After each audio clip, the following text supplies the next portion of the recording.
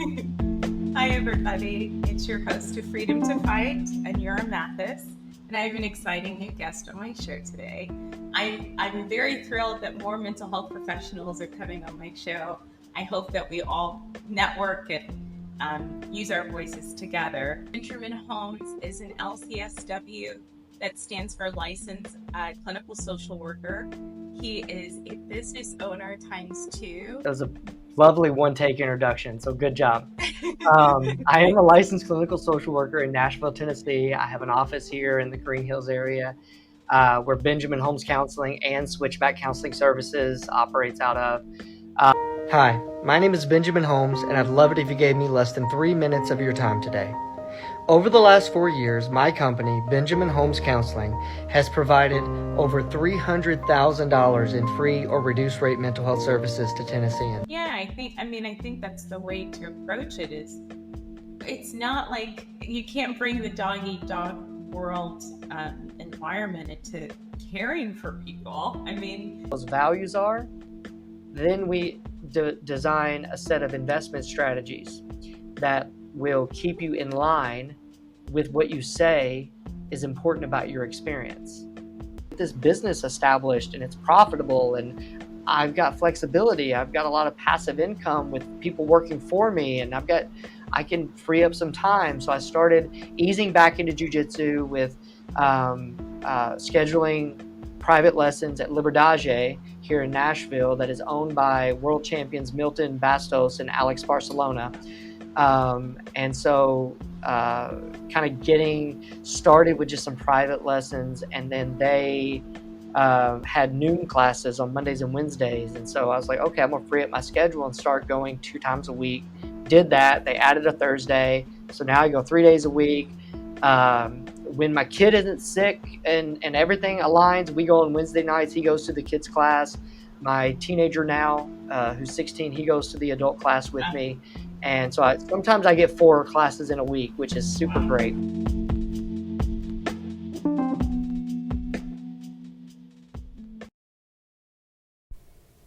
That's pretty cool.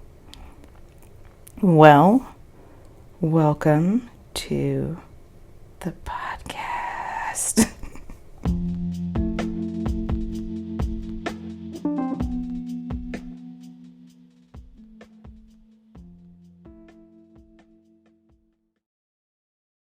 Hi, everybody. It's your host of Freedom to Fight, and you're Mathis. And I have another exciting episode to share with you. I'm sure everybody's a bit concerned about my situation. So if you'll stay tuned to the end of the episode, I'll give you updates on safety concerns and how I'm being treated in Colorado and my plans moving forward. Definitely want to be in a safe place that's inviting and accepting. But for now, I'd like to introduce episode 11 of season 3. Benjamin Holmes is a LCSW, that stands for Licensed Clinical Social Worker. He is a business owner times 2. He owns Switchback Counseling, which he promotes therapists like me in private practice. So it's a collaborative effort. He is a BJJ practitioner. He's a purple belt. I can't wait to roll with him. And he's a father. He's a true asset to the community. He's a really great person, and he helped me in my time of need. So I hope that you get a great deal of this out of this episode. We talk about what it's like to be a therapist and all of the obstacles that we face and our vision, for the future. So I hope that you enjoy this episode. There'll be some polls at the end to answer. And yeah, stay tuned for any updates on my situation. So without further ado, I introduce to you episode 11, season 3, Benjamin Holmes, LCSW of Switchback Counseling. Thanks for listening. So that I can see you. Mm-hmm. Okay. Let's see if I can do this in one take. I had to do it a couple of times yesterday. Okay. All right. Hi, everybody. It's your host of Freedom to Fight, and you're Mathis. and I have an exciting new guest on my show today. I'm very thrilled that more mental health professionals are coming on my show. I hope that we all network and use our voices together to talk to people about mental health awareness. Benjamin Holmes is an LCSW, that stands for Licensed Clinical Social Worker.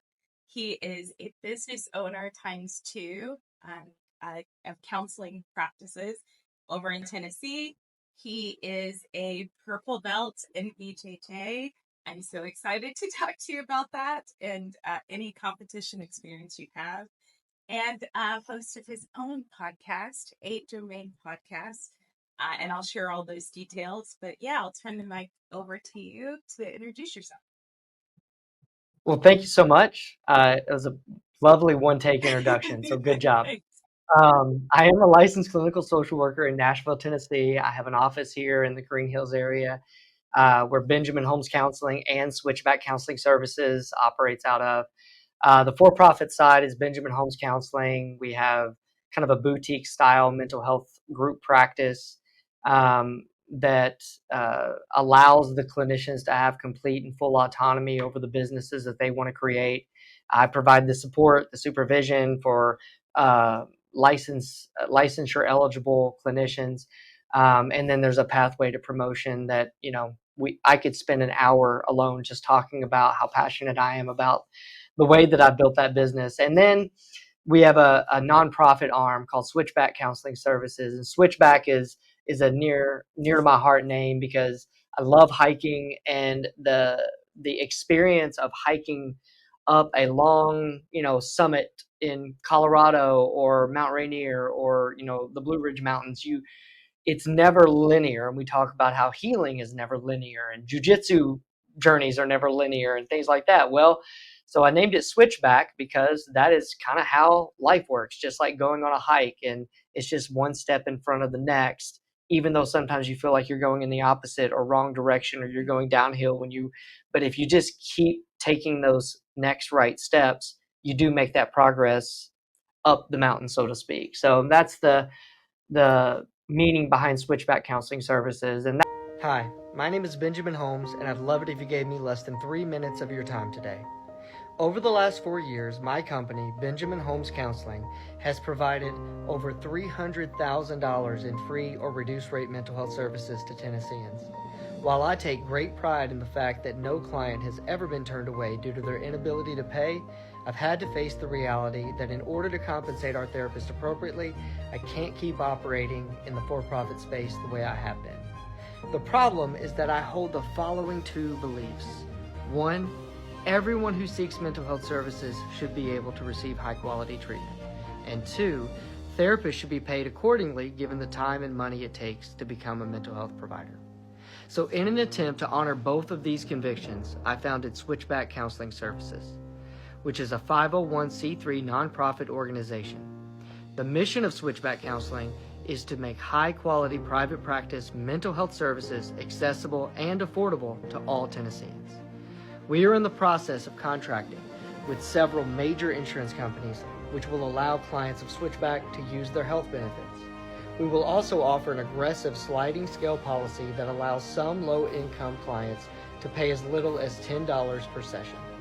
Lastly, we are actively applying for grants so that Switchback Counseling Services can provide much-needed mental health support to as many Tennesseans as possible. I'm telling you all of this because it is important for people to know that affordable private practice mental health counseling is available through Switchback Counseling Services. So please like and share to make this message as widespread as possible. Finally, I want to make a public plea for your generosity. Earlier, I explained everything we are doing on our end to make high-quality mental health care as affordable as possible by credentialing with insurances and writing for grants. But the reality is that even with insurance, some clients may not be able to afford their copays due to high deductibles or poor mental health coverage. And the grants we are writing for are not guaranteed and may take months to materialize if we happen to be awarded any funds at all. So I'm asking you to consider donating to this incredibly important mission. Every dollar you donate will go directly towards providing mental health services to those facing financial difficulties. And because we are a 501c3 organization, your donations are completely tax deductible. Please check out our website, switchbackcounseling.com, where you can find out more about the mission and team of providers at Switchback Counseling Services. You can also make your tax-deductible donations directly through the website. Thank you. That is a new venture for me. We currently are only operating our neurofeedback clinic out of that, which helps clients train their brains to correct some of the brainwave patterns associated with ADHD, ADD, OCD, insomnia, depression, anxiety, PTSD. So a lot of exciting things going on here in Nashville. I'm super excited to talk to you about everything that you mentioned, but I'm a neuroscience person. I love to talk about neuroscience and healing the brain, and so maybe we can get into that. But I only have basic understanding of that. I just want to find a way to integrate that into my podcast so that people find some healing in those modalities as well. So I took a little stab at it, by the way, trying to define some therapy terms and like narcissism and codependency and, some clinical terms as well. So maybe I'll do that in the near future. Okay, So great. So tell me, I want to know more about your for-profit practice. It's Benjamin Holmes Counseling. Yeah. And you have how many employees? I think we technically have 20, including the 3 interns and I think we have 28 or 29 therapists. That's amazing. Including myself. Yeah. So you're overseeing all of those clinicians? No, Okay. which is so my wife is a medical provider, and she works at Vanderbilt Children's, and she's in charge of like resident education, and she does things with like the fellows. And so I kept hearing her talk about this medical postgraduate model of training, that is like you have the interns, there's and then interns, medical students, and then you have residents. They've gotten their MDs, they're doctors, but they need that supervision and training to specialize. And then you have fellows, which are even more highly specialized and highly trained, and then eventually they become attendings in whatever specialty. So I decided to hijack that model and create a similar model for mental health professionals. And so we have our interns who are graduate level students, and the first semester that they intern with us, they knew nothing but kind of administrative behind the scenes stuff, more than getting me coffee, but some of that as well. But they are also observing mental health sessions, direct observation. They're asking questions. They're given access to attending supervision groups with our attendings, which I'll explain in a minute. And then their second semester or their second year that they're with us, they start seeing their own clients, of course, at a reduced rate, but they see a few clients to get some of that experience. And then if they choose, they're offered employment with us as residents. And so a resident therapist is someone who has graduated with their master's degree. They may have their LMSW, which is a licensed master's level social worker, so they can practice under the supervision of a clinical social worker, but they can't practice independently. And the same for MSs and MAs who are on an LPC MHSP track. And so they're residents. They're getting their 3,000 or however many hour clinical hours that they need. They're getting their supervision.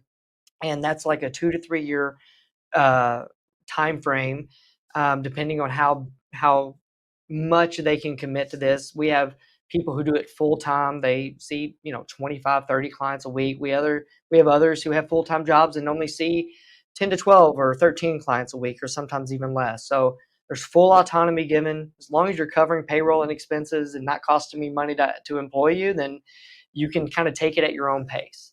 But that's the residents. And then when they graduate, or not graduate, when they get their clinical license, whether it's LPC, MHSP, or LCSW, they still can't supervise for like the residents for their clinical licensure for a number of years. And so that's where they become fellows. And, the pay scale increases. They start to take on more leadership roles as far as clinical oversight and guidance and mentorship. and then they're the ones that supervise our interns. Right. And so they're getting their supervision experience supervising the interns for 2 or 3 years. And then whenever they're eligible to supervise residents for their clinical licensure, they become attendings. And they have a team of 4 or 5 therapists underneath them that they're providing clinical supervision towards those individuals' licensure. And that's how I've kind of set up this model of support and promotion within my organization. You built a machine. That's amazing. That's I think what's needed. Like So I don't clinically supervise anyone. Okay. But I mean just the model, like from my my track starting in my bachelor's degree, I had no direction. I knew I wanted to go into psychology. There's a lot of things you could do in psychology. I didn't know how to get to the point where I wanted to always be a psychologist, but I made a lot of mistakes in my bachelor's degree, taking classes I didn't need because I was misled. And that delayed my graduation by 6 months, and kind of in my head about that, but then didn't get a job in the field right away. And then eventually I did in foster care and some other very dangerous jobs in residential facilities and things like that. Then I started my master's. So there was a significant gap in time, and I didn't have any direction. So, like, through my graduate program, I was very lucky to have such a supportive team, like my mentor and my clinical supervisors, and just all of the professors were very supportive at Texas Wesleyan University in the counseling program. And we got all of the hands-on experience we needed. However, like we needed like that to continue for like a couple of years after. That would have made us solid clinicians because we had the double blind mirrors so people could observe us and give us feedback during session, after session, watching your recording. We're doing this in a class setting. Everybody's criticizing you, but you're getting the feedback you need to better yourself as a clinician. And that's just not, where do you get that after you finish your programs? Like, you need that. I mean, so that was my experience as well. I just kind of felt like I got thrown out there and, like, oh, go find your own supervisor and keep up with all of your own CEUs and kind of wish you luck. Here, go for it. So I made a lot of mistakes along the way as well. And so the mission of my company has nothing to do with my clients. The mission of my company is to create a vocational setting in which mental health professionals can build and maintain careers according to their values. And the assumption is if I'm taking care of my therapist, they'll take care of the clients. I've never not a single day worried about the customer service rating of Benjamin Holmes Counseling because the therapists here are supported. They know the pathway to promotion. You don't have to apply for it. You don't have to guess or interview for your next, fellowship or attending. Like, you do these things, you get these things, period. Or you can leave, take your entire caseload and go and build your practice the way you want to, which is, again, in line with the mission. In the mistakes that I've made, I've signed a lot of terrible contracts, but I have faced a few employers that did not want you to take your clients with you, that had an issue with that, even if they started off saying, hey, there's no non-compete contract or disclosure you have to sign. It's there's no hard feelings if you want to leave, but there are hard feelings. I don't know why that happens, but that's why they're not my clients. Like, ethically, from a continuance of care and what's best for the client is, like, if I have I had a resident therapist stay with me. We were negotiating her fellowship, and she decided to leave. She wanted to go and do her own thing. So Rachel Epifanio Counseling is right across the hall from me, and we share referrals. Her husband has done some of my credentialing. I have consulted with them on and how to get set up. I hooked them up with the landlord of the building that I'm in because there's no competition. Like, that's the thing I think a lot of people in business, I just don't get. And maybe it's because of the industry I'm in. I'm not in sales. I'm in the mental health business, but I've never once thought that I'm in competition with anybody else, other than what am I willing to do to be successful? How am I willing to be innovative and try to create an environment that people want to work in?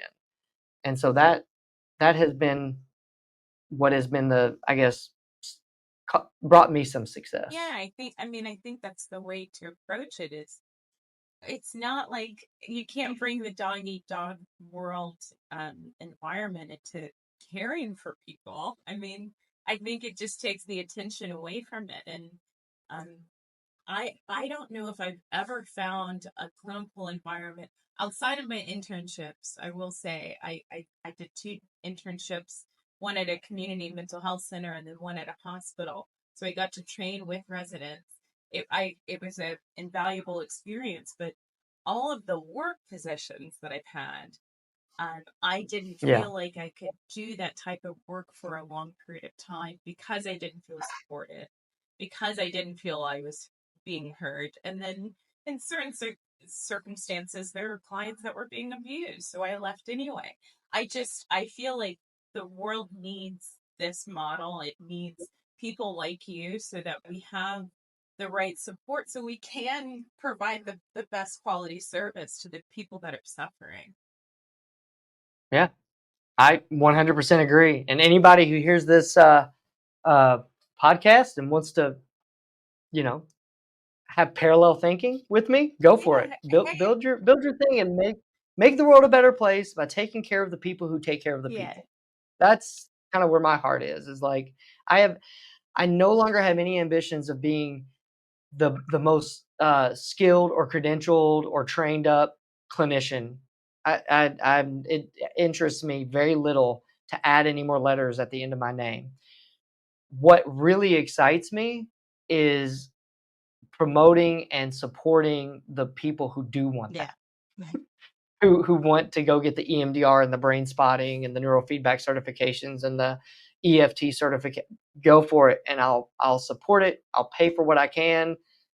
Yeah, I love that. I love that aspect of what I do.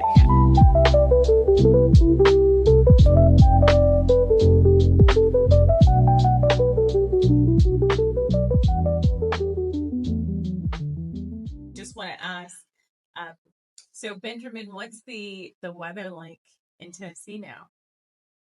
Right now, it's deceptive, because if you were to come now, it'd be like high 80s. The humidity's not terrible. It's kind of sunny with white clouds. Somebody mentioned that, like, oh, fall is on the way. I'm like, no. This is fake. This is totally fake. Usually Tennessee, there's like all of these kind of stereotypes that you'll hear about Tennessee weather. Is like we can have all 4 seasons in the same week. Interesting. During certain periods of time. Like there's been New Year's Day or Christmas Eves that I've been in shorts and chacos and a t-shirt hiking, sweating, to death because it's 85, 90 degrees. And then like in April, we might get an ice storm. Yeah. It's very unpredictable. But when it's hot, it's very hot. The humidity is very bad. And when it's cold, it's only cold for 2 or 3 weeks. Usually, cold for me is like below 35. Like if it's below 35, that feels like winter to me. Sure. 32 degrees is freezing, right? I think so. Yeah. I'm from Texas, and I feel like that's just like the South, like the weather in the South. Sometimes the weather here in Colorado is nuts. It's kind of like that, but we've been having wildfires, which is kind of typical, but they're a lot bigger and harder to put out. But there's been some fires that have started from lightning bolts just striking houses and catching them on fire. Like, oh my God. The end of the world. Yeah. And I think for me, the smoke associated with that would be the worst part. Is I was at Glacier last year and they were having wildfires, and just the first day we got there, it was just was hard to breathe, and we were worried about it, but eventually, it kind of cleared out, and by the next day we could be outside without choking up. But when we first got there, it was very, very worrisome. I don't know. I don't know any of the studies behind inhaling the smoke from wildfires, but our air quality, I think it's still bad. But for the past 3 weeks, it's been like alerts, like, hey, don't be outside for too long. There's a Yeah. fire over there. Just stay in. Yeah, no, that makes a lot of sense. Fortunately, we don't have a ton of wildfires in Tennessee. Yeah. A few years back, Gatlinburg all but burned down to the ground, but that was the first one that of like real note that has happened, I think, since I've been alive. I don't feel like Colorado has wildfires in the mountains, but like in the residential areas, that's not common. And now it's happening. So it's like, oh, Mm. new weather patterns. We might die. Yeah. Anyway, I didn't ask you in your explanation of your for-profit practice, or both. Just what's your approach? What's your therapy modality that you pull, or the therapy modalities that you pull from? Like, I want to know what your approach is. Yeah. I started out working a lot with substance use, compulsive behaviors, men's issues. Men's issues are kind of like code for a sex and a porn problem. Okay. And so I worked a lot with that in the beginning of my of my career, and really it's just kind of again, because I have not specialized in any one niche. I'm kind of a general practitioner, so I see a lot of individuals with depression, anxiety, and then if I can kind of segue into the 8 Domains podcast, that 8 Domains is really kind of the bread and butter and the majority of what I do. Now I still do some CBT, I still do some IFS. I can treat trauma with some cognitive focus, or I'm sorry, trauma focused cognitive behavioral therapy, but and some IFS. But like really, what I find the majority of my clients receive from me is the 8 Domains approach, and that's just, again, I don't want to present any of this as original thinking. It's all parallel thinking. I think SAMHSA has like the 8 Domains of wellness, and it's very similar. I knew nothing about that whenever I was calling my thing 8 Domains, but I'm like, oh yeah, that sounds a lot like what I do. And then acceptance and commitment therapy, ACT, like there's some components of that. But essentially what I do is I've distilled down this model of the 8 Domains into defining values and developing investment strategies. And so the values that we have are in the experience we have in the 8 Domains, which are the physical domain. So how do I want to experience myself as a physical body? I'm trapped in this one physical body. So what type of experience do I want to have with it? And then the next domain that we look at is the emotional mental. So what type of experience do I want to have with my emotions and with my thoughts? The third domain is the spiritual or inspirational domain. What type of experience do I have, or do I want to have, with the spirituality, with a God, or just with the ability to be inspired? How do I connect with something greater than myself? The next domain would be relational, which is every relationship or interaction you have with a person who's not your romantic partner or spouse.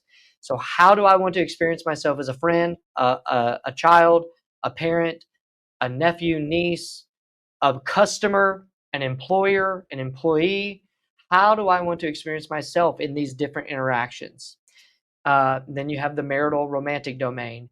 And this is where it gets tricky for people, because so many people come in and they're talking about what type of partner they want to have instead of what type of partner they want to be. Yeah. And so the question is, how do you want to experience yourself as a husband or a wife or a boyfriend, girlfriend, or a romantic partner? What type of values do you have for yourself and how you behave in that dynamic? Yeah.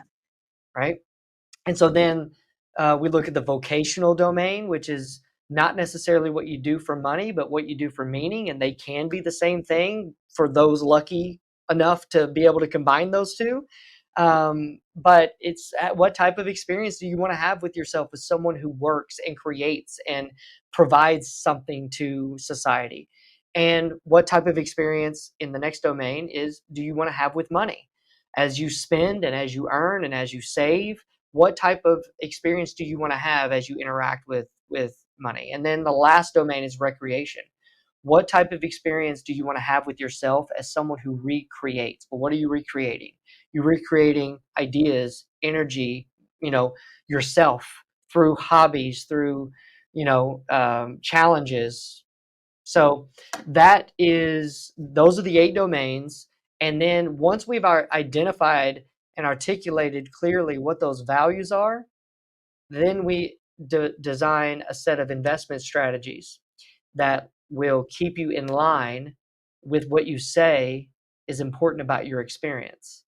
And so a lot of times whenever people come into therapy, I get this kind of they don't know it's uniform, but it's almost the same email. Late 20s, early 30s. I went to college. I got the job. I got married. I've got kids. I'm doing okay. And life just isn't something's not right here. I'm not happy. I can't seem to connect with, and it sounds like depression, right? Yeah. I can't connect with joy. I have a hard time getting excited about things.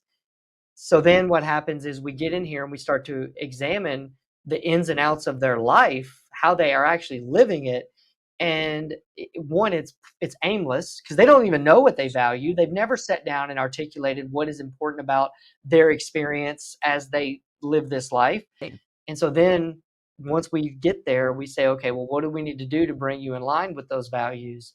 And man, whenever it starts to click with people and they start to reconnect with themselves and they start to improve the experience that they have with themselves, everybody else around them benefits because they're showing up more whole in the world and more healthy.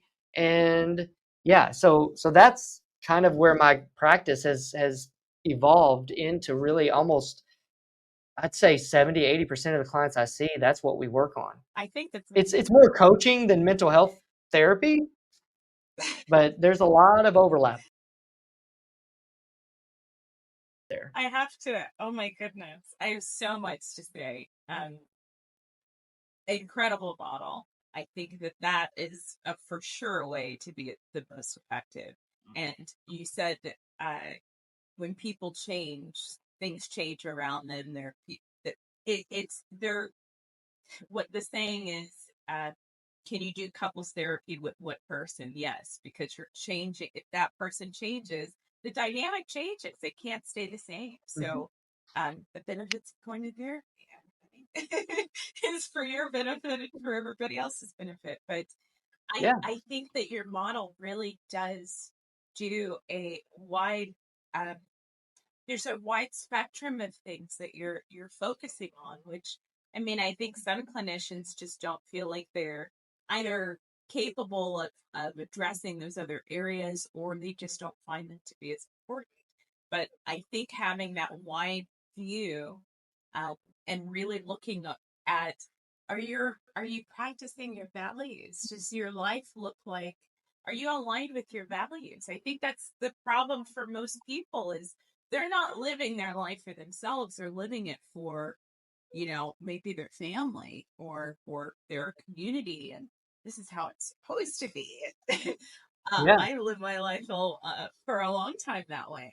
It's codependency. It's not feeling confident enough in your own path and going your own way. And now I'm doing it, but the difference is monumental. It's not. It's allowing yourself to be enslaved. It's not. You're not allowing yourself to be awake. And make your own decisions, even if your decisions lead to a fail or mistake or something unpleasant. It's like you can handle that. You can handle a crisis, but Yeah, and I think what you're describing is something that all of these clients come in operating under, which is a fog. yeah, And I'm going to steal this from a client who shared this with me, I think from a 12-step room, which is fear, obligation, and guilt. We live our lives like unconsciously under the pressure of all of these shoulds. Well, I should do this because it's because this is the expectation of my parents, or I should do this because this is what my wife wants from me, or I should do this because this is what my community expects from me. And what I try to work with is like, okay, let's try to put aside all those shoulds. Let's try to identify where you're living under fear, obligation, and guilt, and that's not serving you. And if we can dig into that and really identify a need or a want under that should, then let's hold on to it because it can be useful. Otherwise, let's see if there's room to throw that out and find something else that's more authentic to your values, and to give that a try. And a lot of what I see in depression, that presents as depression, is people just abandoning themselves. They have an idea or a sense of what they value, and they make promises to themselves that they never cash in on. And so for me, it's like the imagery of like the 6 or 7 year old kid standing at the bottom of the driveway with the backpack on, ready for dad to come pick them up for the weekend camping trip, but dad never comes because dad keeps promising that I'm going to come pick you up and we're going to go camping and it's going to be great. And then they get ready and they get excited. And these parts of us that hear us say, okay, we're going to start eating better. Okay, we're gonna go ahead. We're gonna do that trial class at the BJJ school down the road, or we're gonna start going to the gym, or we're gonna read before bed instead of scrolling on our phone, or whatever it is. And we make these promises to ourselves that we never ever follow through on. And then there's parts of us that are getting let down and disappointed and feel abandoned by ourselves. So a lot of what I see is presenting as depression is simply just us not living up to the promises we're making to ourselves. It's for sure a disconnection. I've experienced that a lot, Yeah. Oh yeah, me Of course too. I'll do that. Of course I'll Yeah. get myself out there. But I give more. I have in the past given more to others than given to myself, and kind of wrote that off as I'm kind-hearted. Like, that is not kind-hearted. You have to be kind-hearted to both the other people and to yourself. And so if there's an imbalance, you just can't call it that. You can't label it as kind. So I've got some questions about your model. So I'm curious because I feel like a lot of clinicians either lean way too heavy into spirituality and religion, or they like don't do it enough. I'm curious if you find that particular aspect of your domain is more important in some cases than others. Like when we're talking about the disconnection, do you find that spirituality plays a role in that? I think I added the word inspiration on purpose. Okay. Because spirituality, especially in the South, especially in the age of deconstructionism being like a fad or a trend. I'm not trying to make light of it. I've done my own deconstruction of my faith. I have an ordination certificate up here as a Southern Baptist minister. Okay. That is just a piece of paper on a shelf that makes some clients feel more comfortable being in the room with me. But so I added inspiration as a part of that domain and not just spirituality, because so many people, they have like come out of abusive spiritual environments. They're coming in the room with spiritual trauma or religious trauma. And so to make it more approachable, we just talk about inspiration. And I share my own values in that domain. Is I value experiencing myself as someone who is curious, meaning I have more questions than conclusions about how all that works. I value experiencing myself as someone who is flexible, that I can listen to someone else and I can make room in my understanding of all things based off of your experience, which is just as valid as mine. I try not to be locked in anymore. And then I value experiencing myself as someone who can connect with a sense of awe and wonder. So the mountains, the beach, the ocean, my kids, music, art, the sky, like these things that are so beyond my comprehension of how they even exist. And I don't need to understand them. I can just stand in awe. And then sometimes I can wonder, and that's a useful exercise, but only to the extent that it reminds me that I'll never know. Yeah. And that's got to be okay.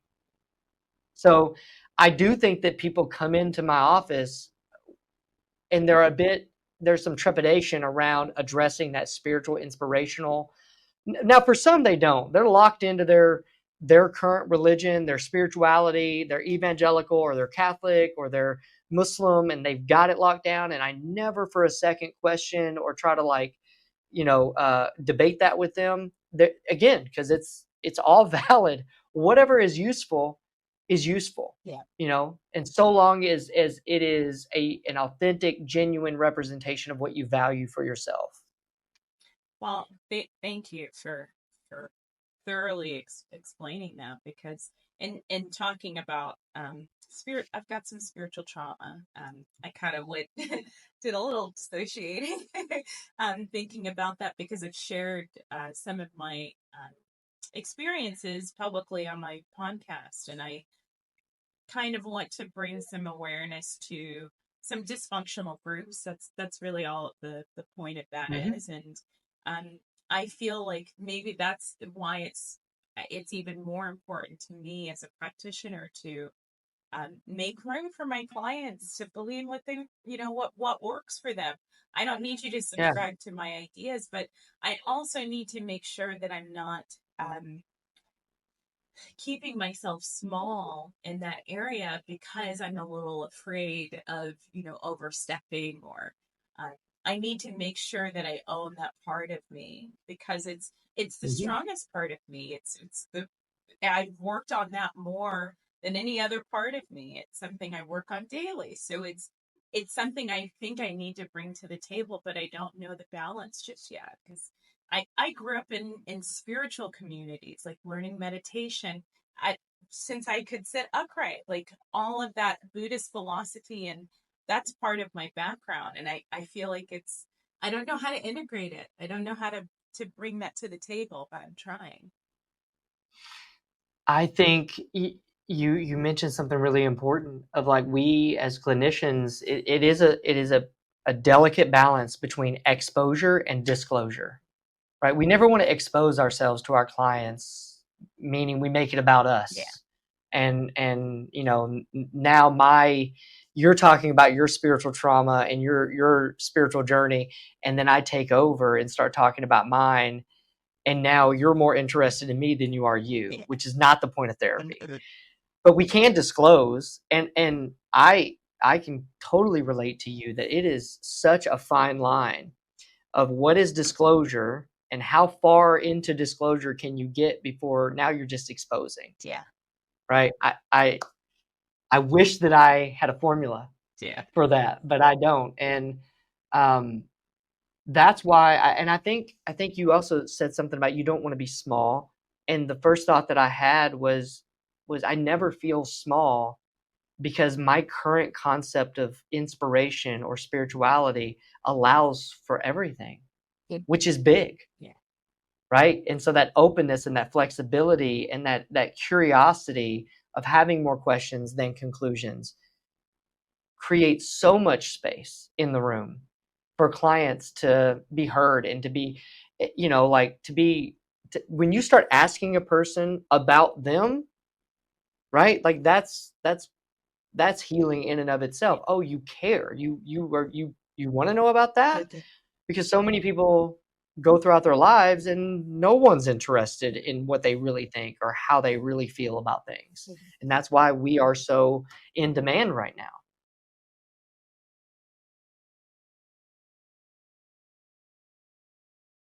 Yeah. To have that kind of intimacy, honestly, is you need to be heard. You need to feel safe. It's a part of life. It's part of the human experience. So yeah, therapists are very needed, and social workers. I guess. Do you refer to yourself as a therapist, Sarah? I do, because and that is whenever I was coming up in social work, my professors railed against it. You're not a therapist, you're a social Right. worker. Yeah, but I do therapy, and I almost only do therapy outside of building my businesses and managing them. I do therapy, Right. and so I am a therapist. I am a social worker by training and degree, but by practice, I am a therapist. So I unapologetically call myself a therapist, I mean, I do too, and I know people have problem with except for it. whenever I'm on an airplane. any any problem Except for when I'm on situation? an airplane and people ask me what I do, and I'm like, I'm an entrepreneur. Yeah. Nothing to do with mental health. Yeah. I do the same. I'm on the LPC track, so licensed professional Mm-hmm. counselor. So technically I should be referring myself as a counselor, but when I say that, a lot of people think, oh, are you a school counselor? Which is crazy because yes, the program was offered alongside my program, but we're taking different classes and it's a Yeah, different when I say perspective. I'm a social worker, people think I work for DCS or CPS or some other government agency that does case management, or I work in a hospital doing case management, or I work at a nonprofit doing case management. Yeah. And so there's nothing wrong with those career tracks. We need those career tracks. That just happens to not be what I do. I do therapy Yeah. whenever I'm practicing my clinical social work. I'm going to ask you one more question before I move on because this gets under my skin. Um, and there's been a lot of recent changes, I think, on the state and federal level. It's like what we're going to call who and who can practice what, and it's really frustrating to from my perspective. That do you think we should just be all called the same thing? I mean, yes, we can have different programs and have different experiences and different specializations, but at the end of it, do you think we should all just be called therapists? Um, I should. I don't know that I have a well articulated argument to defend a should.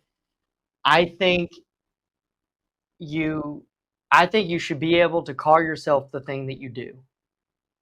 Yeah. Okay. I think so too.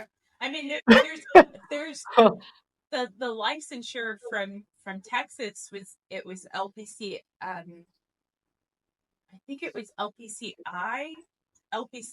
intern.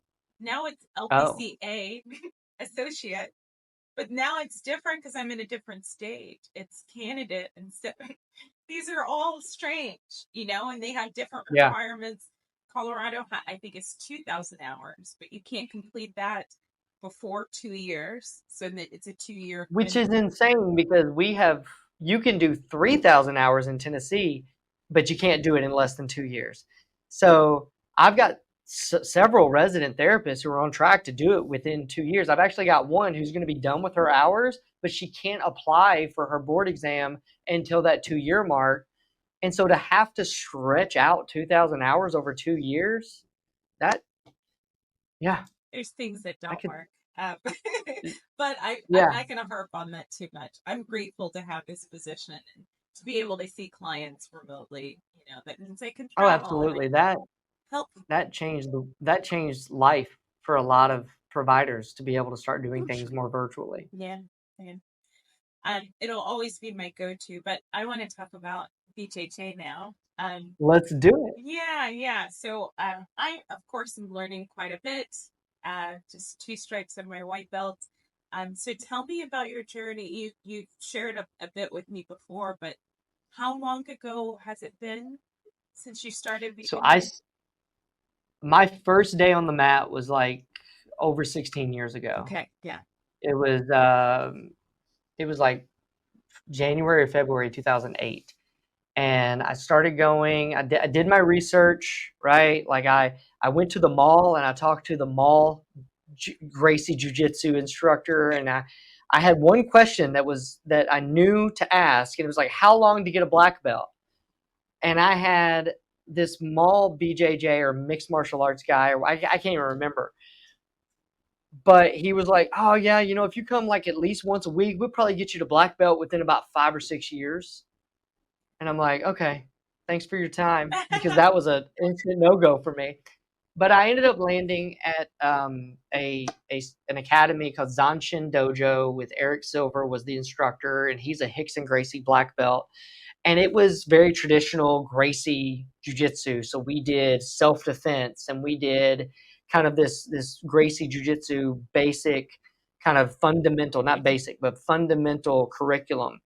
And like I was telling you before we started recording, about 6 months into that, I was rolling and I dislocated my elbow pretty severely. I luckily didn't have to have any surgery, but it was like a full, general anesthesia, reduced it, and then like a 3-month healing recovery PT experience. I went back, first time back on the mat, got caught in an arm bar by some overzealous 16-year-old kid, and he nearly took it home with him in a suitcase. And that kind of rattled me, because my son had just been born, and I'd already gone through this period of not really being able to pick him up easily. And so I was like, all right, I'm just going to like take a break. So I took a break. And when my son was about 6 years old, 6 or 7, that was about 6. I started going back, and I found this other school kind of closer to where I was living at the time, Bad Wolf MMA with Ramon Howard. He's a Helsing Gracie black belt. And it was a great school. It was heavy on wrestling. We did some like mixed in striking, like grappling, almost like the combat jiu-jitsu stuff, where you kind of have to deal with the self-defense of what does a real life altercation look like if it goes to the ground, and they're not just trying to heel hook you, but they're trying to punch you in the face as well. And so that was a lot of fun. I competed, and so his rule was you don't get a belt promotion until you compete.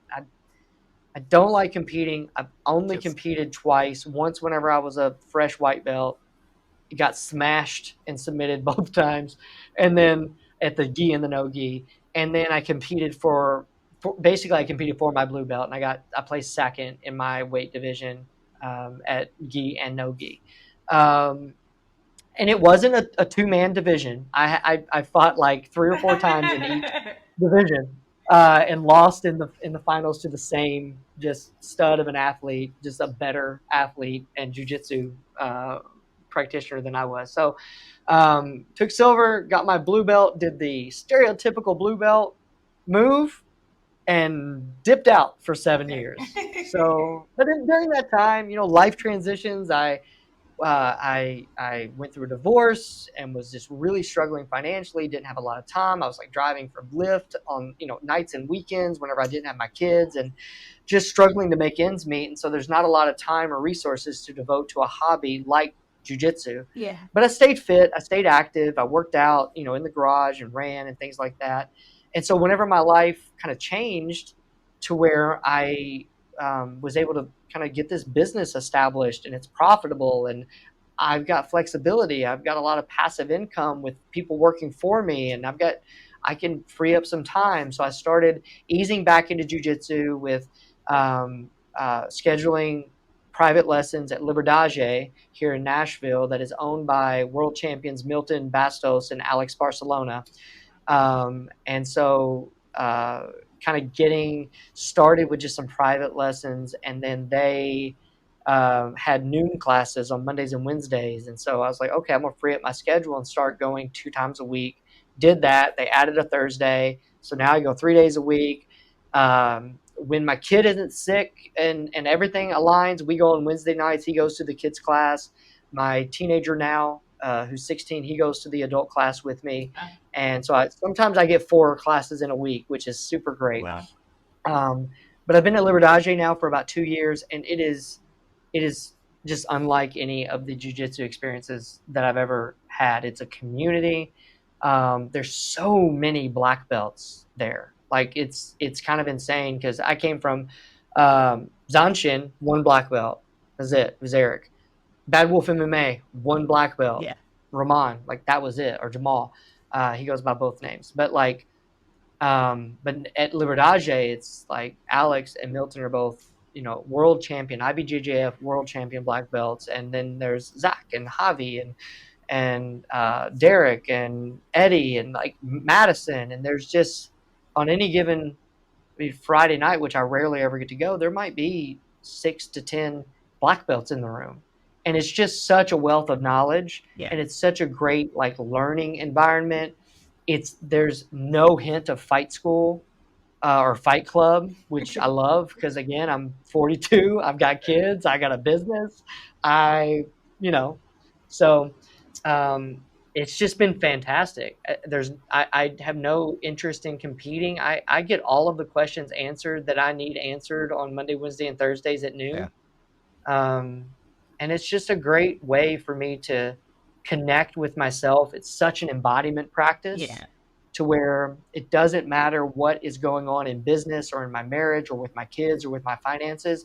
The moment I step into that arena and I lock grips with another guy in a gi, like there's no space for my mind to be in anxiety. Yeah. It's just I'm there.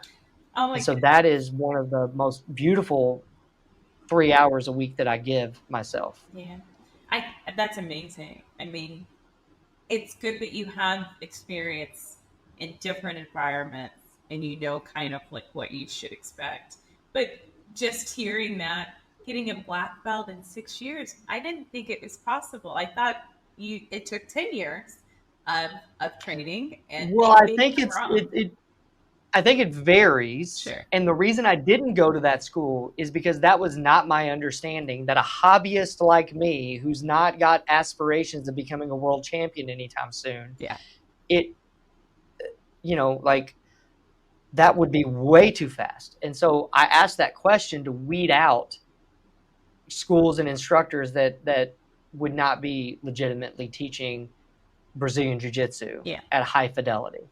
Right. And so yeah, I mean, I've got total time on the mat is around 4 or 5 years, and I'm a one-stripe purple belt, and I feel like that's about right. Sure. Even though I do feel oftentimes whenever I'm like rolling with a blue belt or a purple belt who's 10, 15 years younger than me and heavier than me, and I just can't do anything but survive, and sometimes I don't even do that, like I still feel somewhat like an imposter. But most of the time when I'm with a similar age, similar weight, purple belt or, 3 or 4 stripe blue belt, and then some kind of like newer, fresher brown belts, right? Like I feel like, oh, okay, I'm kind of in the right spot here after this amount of time. But yeah, I'm not in any rush. Yeah. I think it's really the environment that matters. I mean, of course, it's other factors, but being in the right environment with the right instructors, having a ton of black belts is amazing. The first few environments I was in, there was no black belts. I later kind of joined an association that had some black belts, but that wasn't my home gym, so I didn't always have that exposure. And now I'm Gracie Baja. There's at least 3 black belts that I've seen. I've only been there 2 weeks. I did my trial week, and then I joined this week. So, but I already feel kind of like what you're expressing, that it's structured. I can go and talk to my professors. I can get extra training if I need to. And one of the black belts is a 6th degree black belt, and he's a 2-time world champion, I think, in Pan Am's, or I'll have to look this up because it's very new. But he has all of this experience in competing, so I'm really in the right, because I want to compete. I'm really in the right place if I want to go that route. Yeah. Absolutely. And I think that environment it sounds very similar to Libertage, of like it's structured, it's clean, which is something that I think a lot of people take for granted. It's clean, it's it's welcoming, and you can go up and be like, hey, I saw that you did this. Or my favorite thing to do after rolling with a black belt is to be like, will you just tell me everything that I just did that I thought I had a good plan, but it didn't work. So why didn't it work? It works on all of these other people. Why didn't it work on you? And then they just take the time and they're just like, yeah, because, when you did this, they may not know to, change their grip to this, or to just kind of move on the inside this way. And it's just such a wonderful learning experience. I'm fortunate. So I shared with you a little bit that I sustained a concussion. This was October of 2022. Um, and from there, so I was hospitalized, the recovery process to some degree, but I didn't want to stop training. I was training for competition right before I got injured. So I was really in it. I was training 3 to 4 hours a day. I just like was really going all in. So I was You very, do have aspirations of competing. I mean, Yeah. I really do. I was a distance runner in school. So from like middle school through high school, 6+ years competing. And not just in school, but also like summer track. And like, I come from a competitive family. There's other runners in my family. So I really like was investing my time in it. I was in the best shape of my life, honestly. Um, I was burning about 3,500 calories a day, if not more. I just was like going. I was going. And Yeah. I'm grateful for the interruption because I wasn't doing it the right way. I wasn't training Mhm. in the healthiest way. I was overtraining and not resting Yeah. enough and just like gung ho. But after I left those environments, I found a Gracie gym in Grand Junction here, and it's the same structure. I really feel like that just changed my whole jujitsu journey on the right track. Of you need to be in the right environments with the right structure, with people that are not just bringing their outside stuff into the room because I mean we all carry our stuff with us, you know, Hmm. whether or not we realize that you know our mood is affecting other people, it's still affecting other people. If you're happy, if you're upset, you know, people sense that. So um, being in the right environment set me on the right track, and I will compete here as soon as I'm ready. So Yeah. I want to talk about the one thing that you mentioned of uh, being in training and kind of zeroing in on what you're doing and nothing else is present. I feel like jujitsu is. We were talking about the term inspiration just a bit ago. I feel like jujitsu allows us to access our intuition, and I feel like Oh yeah. that is like one of the most important things to develop just to be a fully self-aware and fully actualized self-actualized person. I think we have lost our connection to our intuition, and jiu-jitsu for me helps me to cultivate that relationship.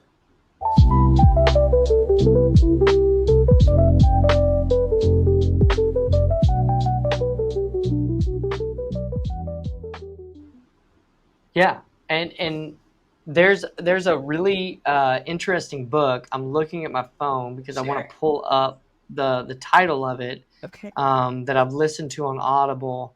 And essentially it is Transforming Trauma with Jiu-Jitsu. Mm. And it's written by a couple of students at I think it's in Irving, California, with Henner Gracie. And so they're mental health practitioners, and they just talk about how jujitsu as well as Tai Chi or yoga, they're embodiment Okay. practices, right? And for me, the closest thing that I've ever done to jujitsu as far as locking into myself and being hyper aware of what's happening inside of me is trail running, Then because I'm terrified of rolled and sprained ankles. And so just I am fully, when I'm trail running, I'm fully present with every single foot strike, where it is, the balance distribution, the the pace, everything.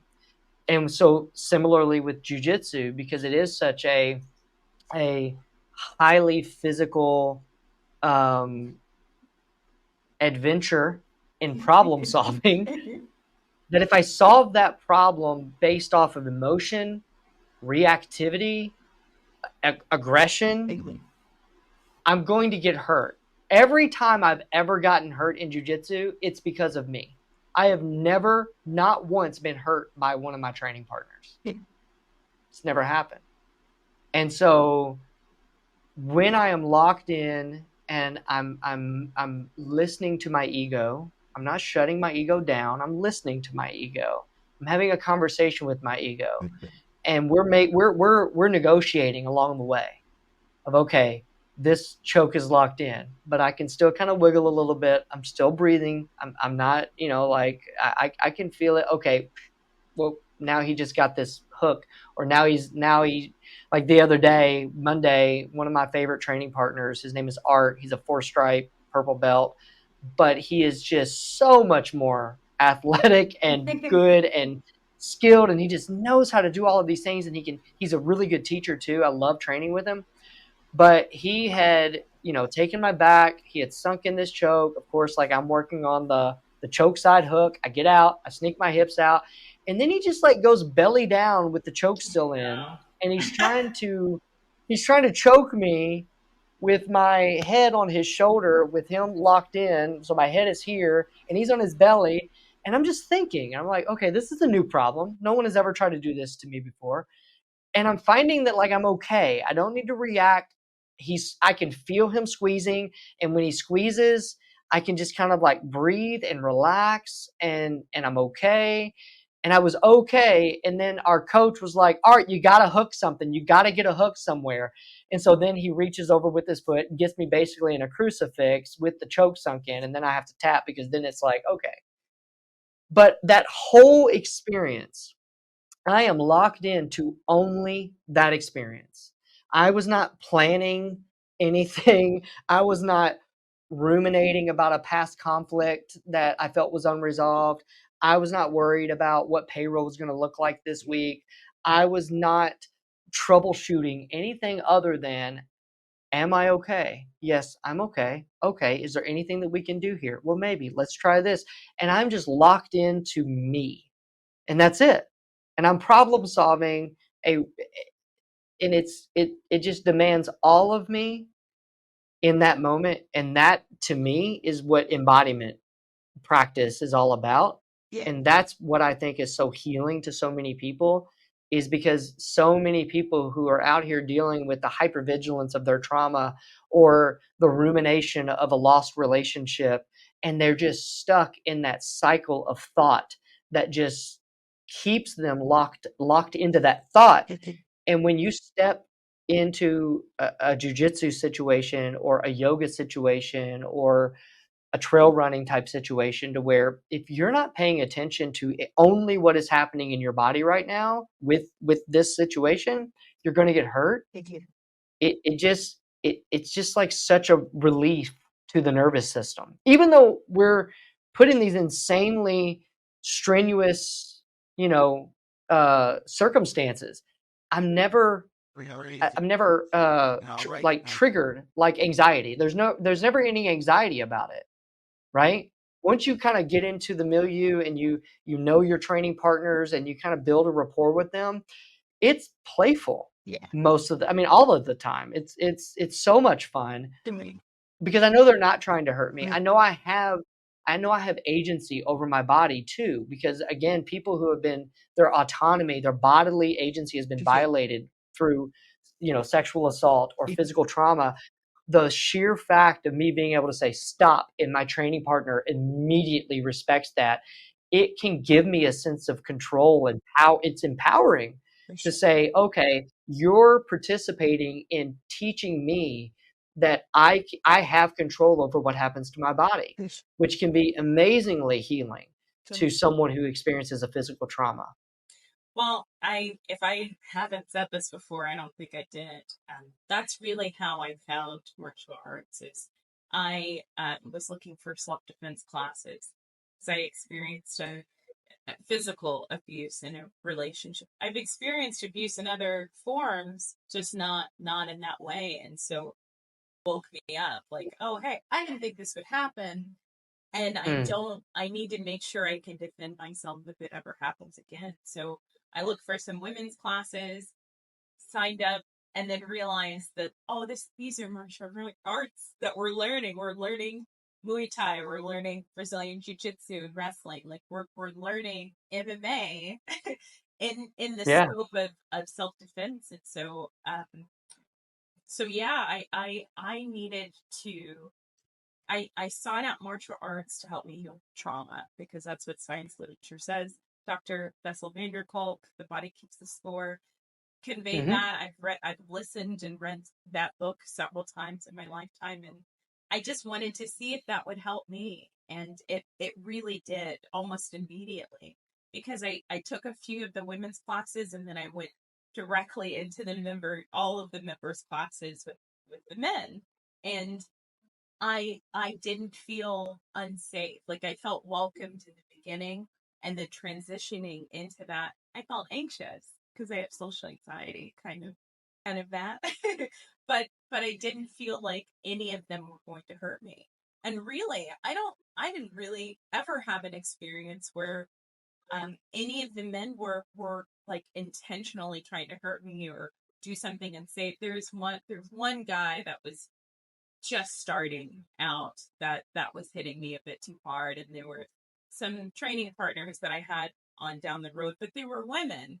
They were hitting me too hard. But in the beginning, the men that I was around became kind of like my. So in EMDR we talk about um allies. You get to form your theoretical allies. It can be someone you've never even met before. But we're creating these mental models of your protectors, and that's what they Mm-hmm. became for me, that I could feel safe enough to allow someone to choke me or be on top of me or be close to me in intimate ways that I really wasn't all that comfortable with, but I felt safe, so we did that, and I developed confidence so quickly to feel like I could compete after starting something I've never tried before. Like I feel like it took hold very quickly for me. Yeah. Um, I was in.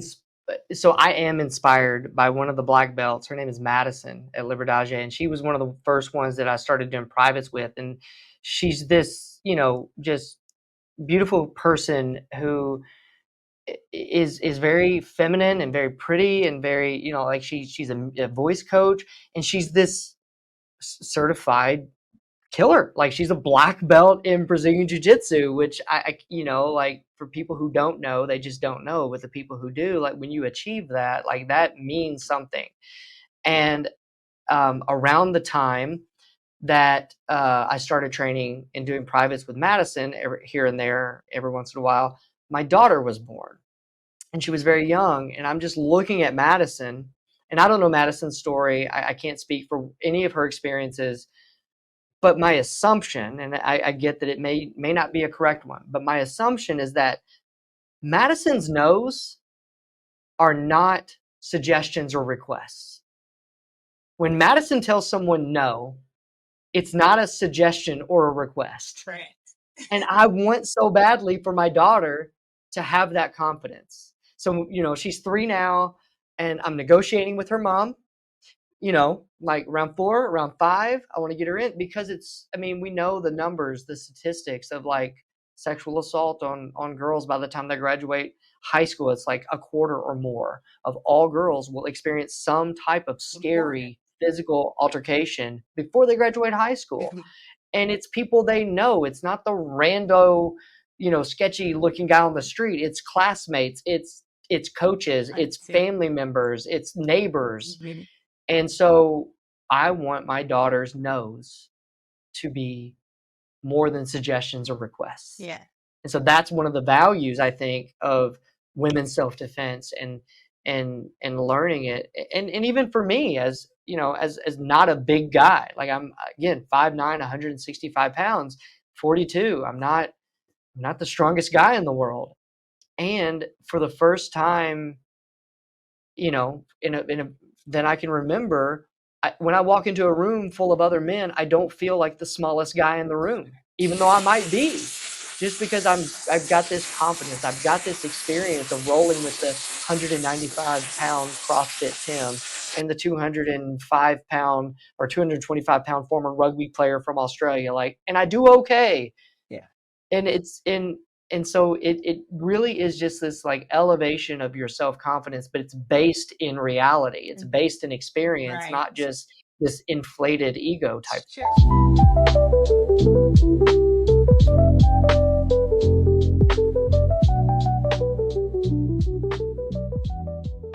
Sure. It's that you're not getting a certificate. You know, you might Right. you might get one in certain schools, but it's also putting in the work. Yeah. And Yeah. by the way, you are in very good shape, apparently. Like I'm not, so people that train in BJJ, I mean, it's a spectrum of people. Not everybody takes Yeah. care of their physical health throughout their journey, and that's important, and that does put you at a different level. So I don't know. I'm not a man. I don't have to deal with those types of instances, but Listen, whenever like after class, like the CrossFit Tim and the Rugby Josh are talking about how they're really not that strong because their deadlifts are only 500 pounds, and I'm like, okay. annoying. Yeah, it's a little annoying, but they're also, you know, white belts, and I do okay with them. So Sure. that's my little ego boost. I'm like, yeah, you might be able to, you know, deadlift 3 of me, but Yeah. I can sweep you and I Right. can, you know, take you down, It's and still, at least for now, yeah. there's going to come a time to where big and strong is going to count because they also have the skill and the Right. technique, and I can accept that. But for now, it's okay. I'm gonna drink water. I'm gonna spill water in my lap as well. There you go. All good. Um. Well, I've got just one more question, and then I'll ask my final question. So please, if you have any questions for me, feel free to ask. But I want to talk about trauma. Okay. That's I view mental illness and through the lens of trauma, and I feel that um, the expression that martial arts helps to heal trauma is not. It sounds a little trendy. I guess maybe because that's part of the description of my show, but I really want to get down to the nitty gritty. How do you think martial arts, or it specifically BJJ, helps to heal trauma? How do you foresee that working in our bodies as a whole, in our lives? Um. Oh, I'm glad you have editing software because this might go into a bit of a rant. Hey, no, take your time. So what I think trauma does is trauma acts as a rupture in one or more of our 3 original assumptions about ourselves. Okay. Okay. So on day 1, when a person is born, their behavior indicates that they're operating instinctually under 3 original assumptions, and they are: I am valid, all of my needs are legitimate, and I deserve to be safe. Okay. Okay, so someone should come and keep me safe, right? So when a trauma occurs, whether too much too quickly, not enough over a long period of time, whether it's like physical abuse, sexual abuse, abandonment, neglect, whatever the trauma is, one or more of those original assumptions are ruptured, and a new message is written in the psyche of that individual. So everything that happens to a child and everything that happens around a child, that child is interpreting all of that to mean something about them. So if unsafe things are happening around me or to me, then I am unworthy of safety. Yeah. Okay? I am no longer deserving of safety. If I have needs and I cry out and I'm hungry or my diaper is dirty and no one comes to me, or if they do come to me, they actually create more of a sense of terror just by them being around me as they're taking care of me, then I no longer believe that my needs are legitimate. Yeah. Right? And whenever I cry and I'm having emotions and I'm told to shut up or quit crying or I'll give you something to cry about, or I'm abused or punished for having those feelings, well, I'm no longer valid. So trauma is a rupture of one or more of our 3 original assumptions. What jujitsu does is it reverses that through the experience. So when you arrive at a good jiu-jitsu academy, and there are some that are bad, and I would say, treat them like people in the dating pool, like move on and find the next one, because there are good ones out there. So when you find a good one, you're welcomed. You're like you're the new toy that everybody is going to get to enjoy, right? Like you're a new training partner. This is amazing, and you're encouraged and you're welcomed, and people get to know your name, and they want you there. So therefore, you are valid. Yeah. And you build those relationships with people, that you get into people's lives and you learn about each other, right? And then when you're in a situation to where you don't understand something, you can ask the instructor, and that need for knowledge, that need for additional, instruction is met. And so therefore, oh, my needs are valid here too.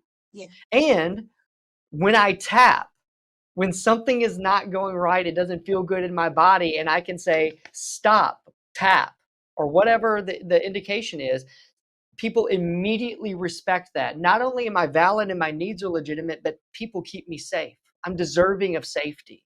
I'm respected whenever I request safety. And so I think that is the power of how jiu-jitsu heals trauma. It's an experiential opposite of what trauma brings into our lives on every level. And it may look scary to the average person because it is grappling. It's Yes. ground fight, but I Yeah. think it's a healthy challenge. It's all of the things that you mentioned, but it's structure. It provides discipline, and some people have never experienced that. Abuse doesn't always look like, having a stringent a parent, somebody that's over parenting, that's controlling and a dictator. It's also the absent parent. Even if the parent is Absolutely. Yeah. around, it's the emotionally absent parent, which I experienced. And so it's still the I'm getting lost in my thoughts because I just dissociated because I'm talking about my personal life. Sorry. I think that, darn it, I lost it. You know what? You don't have to apologize for that. That's okay. Yeah. I But think yeah, go ahead. I think I was tracking with you of like when when we sign up for something as difficult, as physically, mentally, and emotionally challenging, and we find ourselves showing up to it, and not only just showing up to it, but enjoying and reveling in it, and man, like you give me a week off, like I'm gonna be at Disney for a week with my daughter and my wife in September, and I'm already thinking like it's gonna be great. I'm gonna love it, but dang, I'm gonna miss 3 jujitsu classes. Right. So when we sign up for that, like that attending to ourselves and putting ourselves intentionally in that difficult situation, and then showing up for ourselves, where as a parent may not have ever, we just experienced all the adversity without anyone showing up. But now it's almost like in vivo desensitization, or like operating from a subjective units of distress. Like what if doing a hard thing is on my list of challenges, of like I can't imagine getting through that, right? That's too distressing. But then I volunteer for that. I sign up for it and I go and I show up. I'm showing myself, I'm showing those parts of me that are wounded by the parent not showing up, that I can show up. I can reparent myself in this way. I think that's when you kind of alluded to the absent parent. I'm like, well, our job as healing adults in some way is to reparent ourselves. For sure. And sometimes that means pushing ourselves into challenging situations and then attending to ourselves during those challenges. Yeah. So I guess maybe I was trying to get at like having the right challenges. Like adversity is an important aspect of life, but having too much keeps you stuck in just a repeat cycle. I mean, I guess this is my reality. If everything's gonna suck, I'm gonna always be on guard and always have to deal with problems.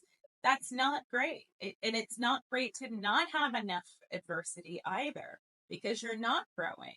So having Yeah. that balance that I find in jujitsu is um, being challenged in a structured way, in a safe way. Yes, I'm also reparenting myself because I didn't get to train in martial arts as a kid. So just being Yeah. able to do this, I feel very joyous. Like I feel like I'm a kid. Like you mentioned playing, that Oh, these it's so are playful. right. Like that's a unique experience because you're you're talking to a black belt, and you're thinking they're gonna just be, like just stoic, and perhaps they are, but they're funny, they're Yeah. they're relaxed and docile in some ways. Yeah. That's the mind blowing part of it that I'm just now starting to understand when I'm rolling with white belts or like new blue belts is like they're so relaxed. Okay. It's like they're just so fluid and so, just they go with whatever. It's like I don't feel like they're resisting me at all, but that works to their advantage somehow. Yeah. Um, yeah, so like the playfulness aspect is every time we have like visitors drop in because it's a pretty well known school in Nashville, and Nashville is a touristy place, and so we have drop ins pretty regular, and I always I'm like, okay, is this a purple belt? Is this a black belt? Is this a brown belt?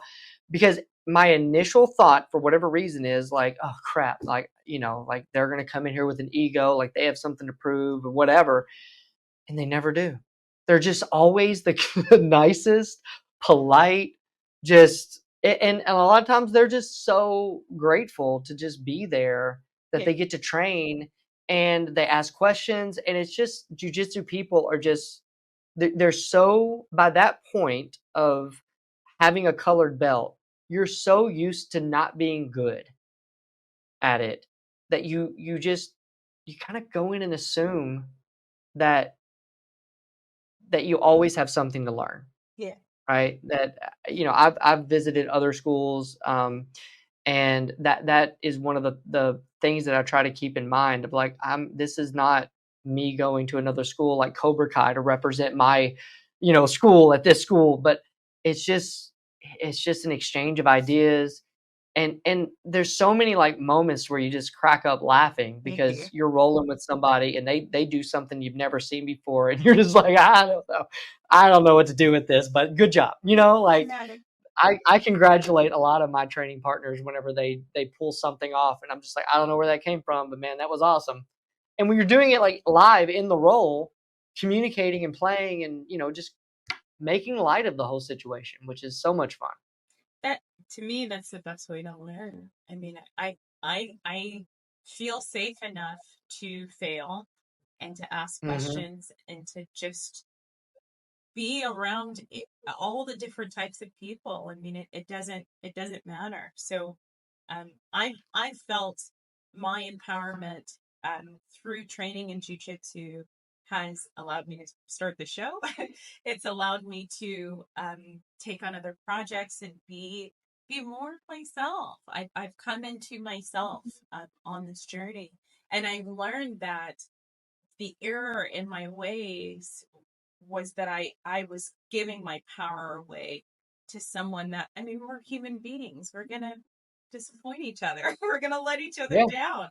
And but I didn't leave room for that. I just kind of gave all of my power over to my teachers and the people that were ranked higher. And my martial arts journey is just that. It's mine.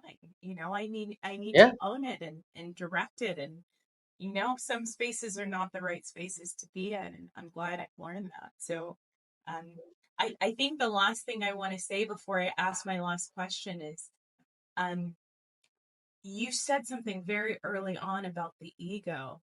And I find that jujitsu allows me to not like suppress my ego. I think that's the wrong idea, everybody. Your ego is part of your makeup. I think we need to make friends with it and find the way to direct it. That's what jujitsu hmm, does for me. I'm silent. I'm not breathing really hard. I'm not like, I'm just completely in the moment, just like when I meditate, I'm completely present and I'm in full control and directing things as they go. I think that's how to really approach a life and get through a lot of our challenges. Yeah. I think the way I said it earlier is like I'm not trying to silence my ego. I'm having a conversation with it. We're negotiating. Yeah. Okay, how far do I let this position go? How far do I let this submission go? And then how much do I need to tap this guy? How much do I need to crank on this collar choke? Yeah. Or can I just know that I got it, and then instead of stopping the roll and, having a little notch on my belt that, oh, I tapped a white belt again. Yeah. Can I just like, okay, I got it. Okay, well, all right, now let's move and see if I can transition out of this without getting swept. Or so it's some of that as well, of like just having a conversation with my ego and negotiating with it the whole time. Super important experience. I'm so glad that we got this chance to chat. So I'll ask my last question. Of course, you can ask me any questions if you have any, but I'll close with some space for you to promote. My last question is, because the name of my show is Freedom to Fight, is what does freedom mean to you? Ooh. I saw that question in the email and I was like, oh my gosh. And I've given it some thought because, and I think it's such a good question because it goes back to some of the first stuff that we talked about of like values, right?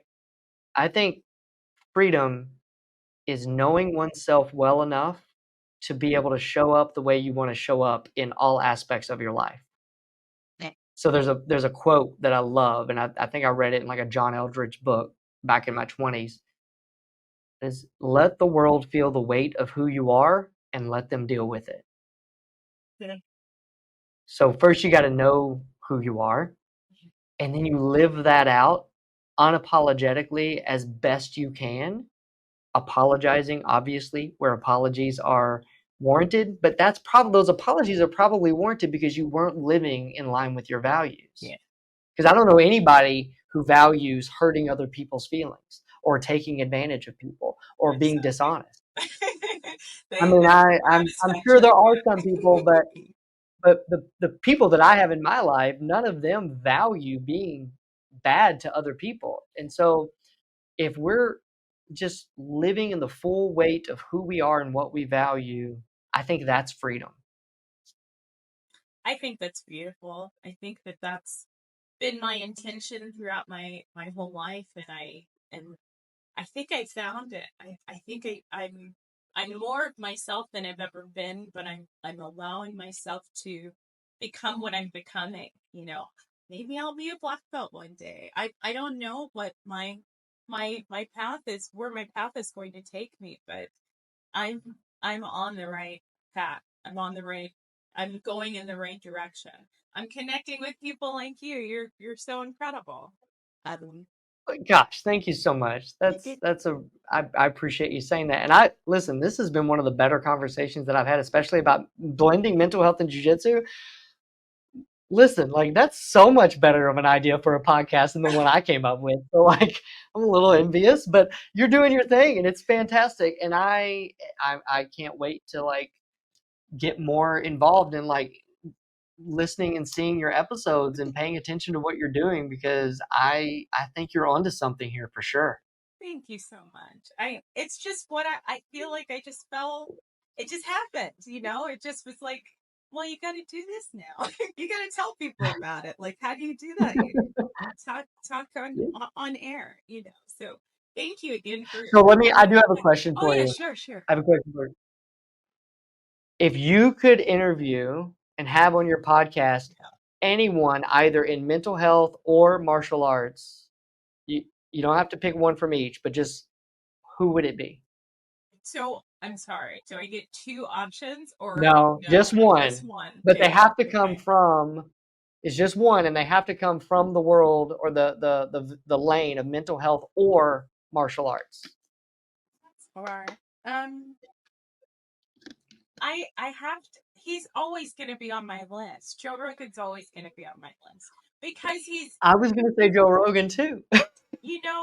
So he for sure influenced, my decision to start the show, but so it's because the way he's doing it.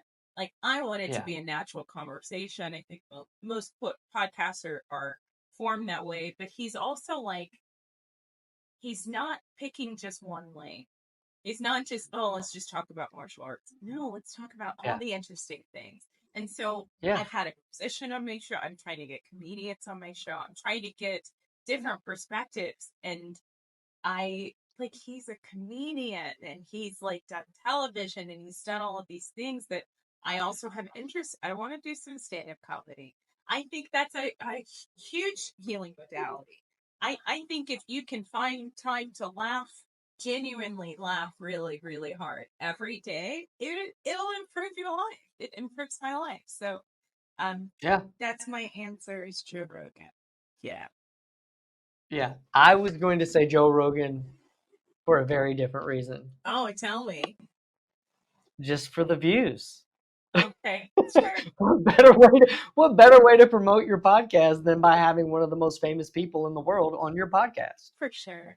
I have so It would many more obviously answers. Yeah, go ahead. it would obviously be a really cool experience to pick his brain, but yeah, so that's funny. I was thinking the exact same person. All He right, do you just want one more? I I no, because there's too many more. I love Jay Shetty. He was a monk for a period of time. Yeah. Like I connect with this message and his wife Robbie. Like, there are so many people now that are doing podcasts. There are people that were on my show and then they started a podcast. That's amazing. There's a black Yeah. belt on my second season. So last year, Matt Vega started the BJJ balance. Um, I think I had the musician that I had on my show, Ryan Brown. I think he already had a podcast going, but it just wasn't, flourishing in the way that he wants. So now he's like investing. He's creating new shows, like new Yeah. segments and things like that. It's nice that it's inspirational in that way. But no, I don't have another option. Joe Rogan will be All at right. the top of my list. Yes. All right, Joe, Mr. Rogan. Come on both of our shows. Yeah. Or we Come could on do both of our even a shows. conference. Listen, I'm Yeah. good with whatever. Yeah. Okay, everybody can have a pipe dream, right? For sure, for sure. Well, Benjamin, it was such a pleasure.